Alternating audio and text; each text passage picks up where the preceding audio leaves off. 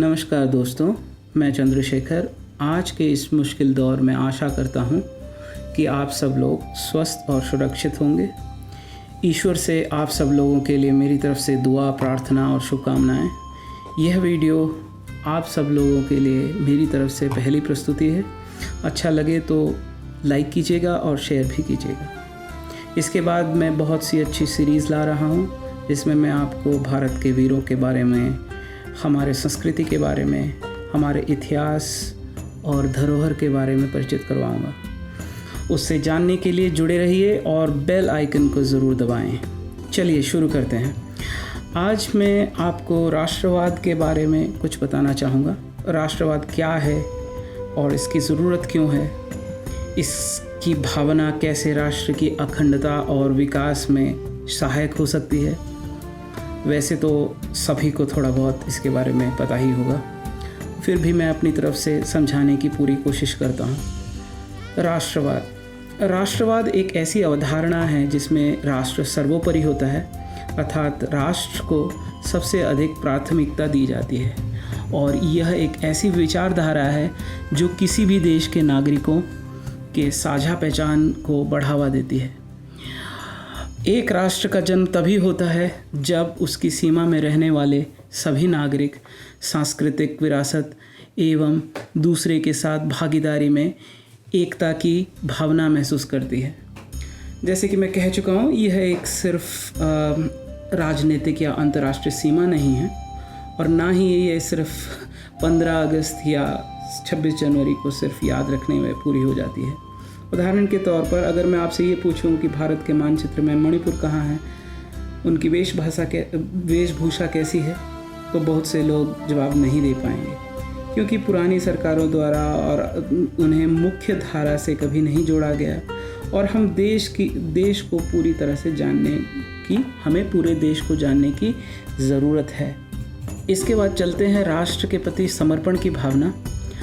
राष्ट्र की भावना की वजह से भारतीयों को दुनिया में उस सबसे बड़े लोकतंत्र में रहने का गौरव प्राप्त है जो शांति, मानवता, भाईचारे और सामूहिक प्रगति के मूल्यों के लिए जाने जाते हैं। भारत एक ऐसा देश है जो सांस्कृतिक, धार्मिक और भाषाई विविधताओं से संपन्न है और राष्ट्र की उन्नति में संपन्नता के लिए नागरिकों को इन विविधताओं से ऊपर उठकर राष्ट्र के प्रति गौरव की भावना, देश हित के साथ खड़े रहने की प्रेरणा को मजबूती प्रदान करना आवश्यक है।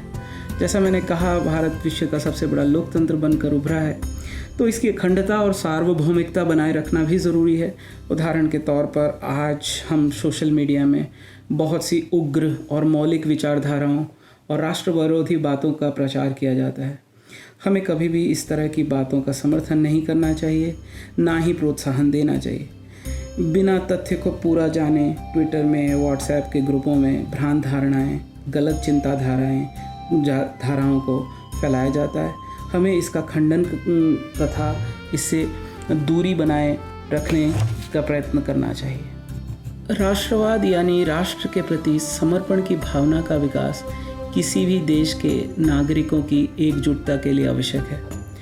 राष्ट्रवाद की वजह से ही देश के नागरिक अपने देश के लिए बड़ी से बड़ी कुर्बानी देने में भी पीछे नहीं उठते। उदाहरण के तौर पर हमारी आज़ादी के लिए हज़ारों लोगों ने कुर्बानियाँ दी हैं और अपने निजी स्वार्थ को छोड़कर वो देश के लिए बहुत से काम किए हैं। हम भी इसी तरह बहुत से तौर से कर सकते हैं, जैसे धन से, समाज सेवा से, तकनीकी विकास में सहायक होकर, वातावरण को स्वच्छ बनाने वाले कार्यों से लेकर, गरीब बच्चों को पढ़ाने अथवा उनको भोजन कराने से लेकर। हमारे प्रधानमंत्री ने मेक इन इंडिया को भी काफ़ी बढ़ावा दिया है, तो इसमें भी शामिल होकर हम मुख्य धारा से जुड़ सकते हैं। और दूसरी बात मैं कहूँगा कि देश के विकास के लिए प्रत्येक नागरिक को एकजुट होकर रहकर कार्य करना भी आवश्यक है और उन्हें सूत्र में पिरोने के लिए राष्ट्रवाद की भावना ज़रूर काम करती है। तो यहाँ मैं कहूँगा, विकास में आप कैसे साथ दे सकते हैं।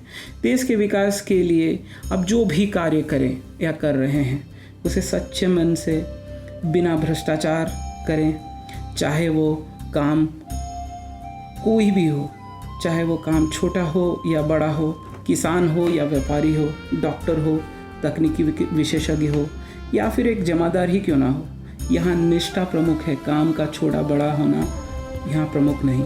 और हर समय हमें भ्रष्टाचार का विरोध करना चाहिए, हर स्तर पर। भारत के राष्ट्र के प्रति सम्मान की भावना। भारतीय नागरिकों से देश के राष्ट्रीय ध्वज एवं राष्ट्रगान के प्रति सम्मान की अपेक्षा की जाती है, जो कि देश की एकता एवं अखंडता के लिए प्रतीक है, राष्ट्रीय प्रतीक है। तो जब भी ध्वजारोहण समारोह हो तो राष्ट्रगान के लिए हमेशा खड़े होकर उसका अभिवादन करना चाहिए और उसके लिए हमें गर्व महसूस करना चाहिए। चाहे वो सिनेमा घर हो या स्कूल का मैदान हो, चाहे वो कोई भी नेता का भाषण या जहाँ पर भी ध्वजारोहण हो, उस समय हमें अपने देश का सम्मान करना चाहिए। उसके बाद यह राष्ट्रवाद की भावना 7 वर्षों तक किए गए कठिन संघर्षों एवं असंख्य बलिदानों का ही परिणाम है कि आज अंग्रेज़ों से भारत को आज़ादी मिल पाई है। राष्ट्रवाद की भावना जो सैनिकों को देश की सीमा पर डटे रहने को ताकत देती है। उदाहरण के तौर पे मैं आपको बताऊंगा, आज भी कई लोग ऐसे हैं जो कहते हैं, जो सेना की काबिलियत पर सवाल उठाते हैं और इनमें मीडिया भी मुख्य है। 1947 से लेकर आज तक अगर आप अपने घरों में सुरक्षित बैठे हैं तो यह इसलिए क्योंकि भारतीय सैनिक सीमा पर देश की सुरक्षा कर रहे हैं और मेरा दिल से उनको सलाम है। उस सभी वीर जवानों को अपनी प्राणों की चिंता ना करते हुए देश की सुरक्षा के लिए अपना सर्वस्व न्यौछावर कर रहे हैं, तो इसीलिए मुझे हमेशा सदा उनके लिए नमन है। आप उदाहरण के तौर पर मैं अभी की घटनाएं बताऊंगा। कुछ दिनों पहले की बात है, 2016 की बात है, जब उरी में एक आतंकवादी दुर्घटना में हमारे कई सैनिक मारे गए और उसके बाद हमारे सैनिक जो हैं वहाँ जाकर उरी में उन्होंने सर्जिकल स्ट्राइक किया। सर्जिकल स्ट्राइक करके उन्होंने हमारे वीरों का बदला लिया और उसको सुरक्षापूर्वक कंप्लीट किया। तो मैं यहाँ कहूँगा कि इसमें मुख्यतः अभी की घटना भी अगर आप देखें तो गलवान घाटी में संतोष बाबू ने बहुत ही शौर्य का काम किया है।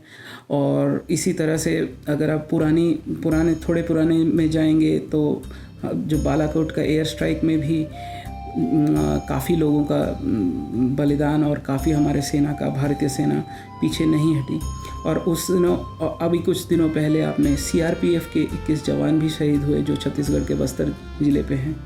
तो इसलिए हमें हमेशा कुछ भी सेना के विरुद्ध नहीं कहना चाहिए और उनका हमेशा ही मनोबल बढ़ाना चाहिए। अब राष्ट्र के सम्मान, कृतज्ञता। और आज़ादी के 7 दशकों बाद भी राष्ट्रवाद की इस अटूट भावना को हमें ऐसे ही बनाए रखने की आवश्यकता है। जो हमारे हृदय में हमारे वतन के प्रति सम्मान एवं प्रेम की भावनाओं को होना ही राष्ट्रवाद कहलाता है। प्रत्येक नागरिक के लिए राष्ट्र के प्रति कृतज्ञता प्रदर्शन करना अनिवार्य है, क्योंकि वह हमारे देश अर्थात हमारी जन्मभूमि, हमारी माँ ही तो है। वैसे तो ये भावना प्राकृतिक रूप से हर व्यक्ति के अंदर होती है, लेकिन कभी कभी बाहरी कारणों से या लालन पालन में हुई अनदेखी की वजह से बच्चों में अंदर राष्ट्र विरोधी भावनाएं पनप सकती है। कृतज्ञता के लिए आप जन्मभूमि के लिए कैसे भी काम करके दिखा सकते हैं। आज के इस मुश्किल दौर में कोविड महामारी चल रही है, मैं लोगों की सहायता करना, खाना, लंगर, कपड़े, दवाइयाँ, ऑक्सीजन मुहैया करवाना, दान से बड़ा कोई धर्म नहीं होता। प्राकृतिक विपदाओं से ने भी हमारे देश को घेर रखा है, इसमें भी आप आगे आकर सहायता कर सकते हो। समाज के किसी भी वर्ग में भेदभाव किए बिना हम उनका उद्धार कर सकते हैं। अब आखिरी में मैं कहूँगा राष्ट्र विरोधी भावना। कुछ ऐसी ताकतें हैं जो अलगाववादी भावनाओं के साथ आज़ादी के लिए आवाज़ उठा रहे हैं, जैसे कि कश्मीर और उत्तर पूर्व भारत में अशांत इलाकों में देखा गया है, एवं अपनी गतिविधियों द्वारा देश को कमज़ोर करना चाहते हैं। ये दुर्भाग्यपूर्ण है कि भारत के कुछ शैक्षिक संस्थान भी भारत विरोधी नारेबाजी और विरोध प्रदर्शन द्वारा भारत के 2 हिस्सों में बांटने की घिनौनी विचारधारा फैलाते हैं। केवल राष्ट्रवाद ही एक अटूट भावना है जो राष्ट्र विरोधी ताकतों को चपेट में से बचाया जा सकता है। उदाहरण के तौर पे फिर मैं कहूँगा, टुकड़े टुकड़े गैंग द्वारा तथाकथित आज़ादी के नारे JNU में लगाए जाते हैं। केवल कुछ वामपंथी चिंताधाराओं के तहत उसकी रेगुलर फंडिंग की जाती है।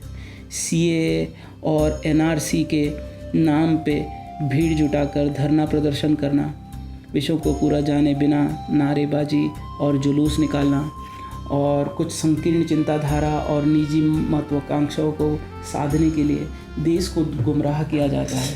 हमें इन सब चीज़ों से हमेशा बचे रहना चाहिए। इसके साथ ही मैं यहीं रुकता हूँ। आपका कीमती समय देने के लिए आपको बहुत बहुत धन्यवाद और आशा करता हूँ कि आपने आज कुछ राष्ट्रवाद के बारे में कुछ तो नया सीखा होगा और जाना होगा, और अपेक्षा करता हूँ कि इसे आप अपने जीवन में ढालेंगे और भारत को एक मजबूत राष्ट्र बनाने में की ओर ले जाएंगे। आगे आने वाले सीरीज़ के लिए जुड़े रहिए। जय हिंद।